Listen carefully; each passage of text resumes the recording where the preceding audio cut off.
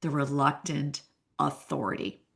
Oh, this is a good one. And remember, we are talking about styles that limit our ability to be the we that we really are, that limit our trust. And this is another interesting style.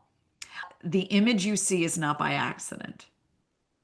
You're seeing a leader around whom the rest of us are quite deferential. We are reluctant to show up and act like a peer. We get very caught up in this style for those of us that work in organizations that are quite hierarchical, and many of us do, where we believe we have to sort of behave and operate in a certain way because that's how you act with the CEO. And by the way, you're not wrong.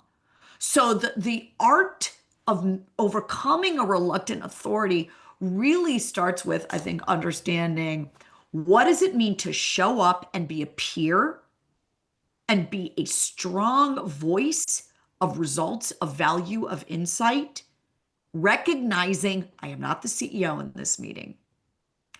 And I think because that's hard to figure out sometimes, we become the reluctant leader or the reluctant authority.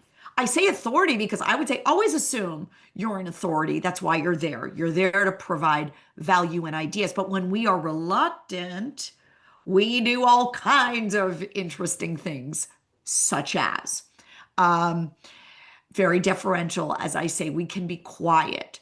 So your audience is saying, I don't understand where you are on that, Elizabeth. What's your point of view? Where do you stand on this? What do you recommend? What do you advise? So sometimes we can be, as I say, reluctant, or we are indirect in our recommendations. So sometimes being less of a reluctant authority starts with just clearer, more confident language. Here's what I'd advise. Here's what I would recommend.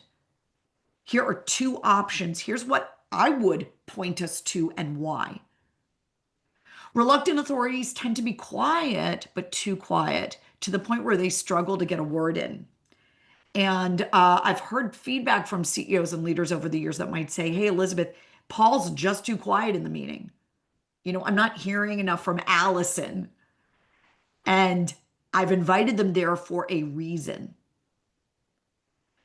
And so this can be an interesting one because this is where we can lose control of meetings. We will let a louder voice, a stronger presence in the meeting kind of take the meeting in a direction. And if it's our meeting, maybe we didn't intend for it to be there.